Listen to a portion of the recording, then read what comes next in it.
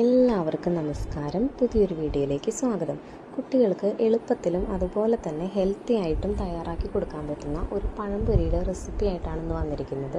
അപ്പോൾ ഇതിന് വേണ്ടിയിട്ട് ആവശ്യത്തിന് ഗോതമ്പ് പൊടി, നമ്മൾ മൈദ എടുക്കുന്നില്ല കുട്ടികൾക്കായ കാരണം ഗോതമ്പ് പൊടി കൊണ്ടാണ് നമ്മളിത് ഉണ്ടാക്കുന്നത്. അപ്പോൾ ആവശ്യത്തിന് ഗോതമ്പ് പൊടി, 1 ടീസ്പൂൺ പഞ്ചസാര, ഒരു നുള്ളുപ്പ്, അതുപോലെ തന്നെ മഞ്ഞൾപ്പൊടി, ആവശ്യത്തിന് വെള്ളം എന്നിവ ചേർത്ത് നന്നായിട്ടൊന്ന് മിക്സ് ചെയ്തെടുക്കുക. അതിനുശേഷം ഞാനൊരു നുള്ള ഏലക്കപ്പൊടി ചേർക്കുന്നുണ്ട്.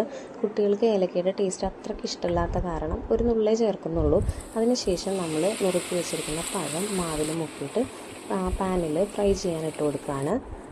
പഴംപൊരി ഉണ്ടാക്കുകയാണെന്ന് അറിഞ്ഞപ്പോൾ മുതൽ ഒരാളവിടെ ക്ഷമയില്ലാണ്ട് നോക്കിയിരിക്കുന്നുണ്ട്. അപ്പോൾ എന്തായാലും നമ്മുടെ പഴംപൊരി റെഡിയായി കഴിഞ്ഞു. ഇടയ്ക്ക് ഒരെണ്ണം വന്നിട്ട് എടുത്തിട്ട് പോയായിരുന്നു ക്ഷമയില്ലാണ്ട്. നമുക്ക് എന്തായാലും ഇത് കൊടുത്ത് നോക്കാം.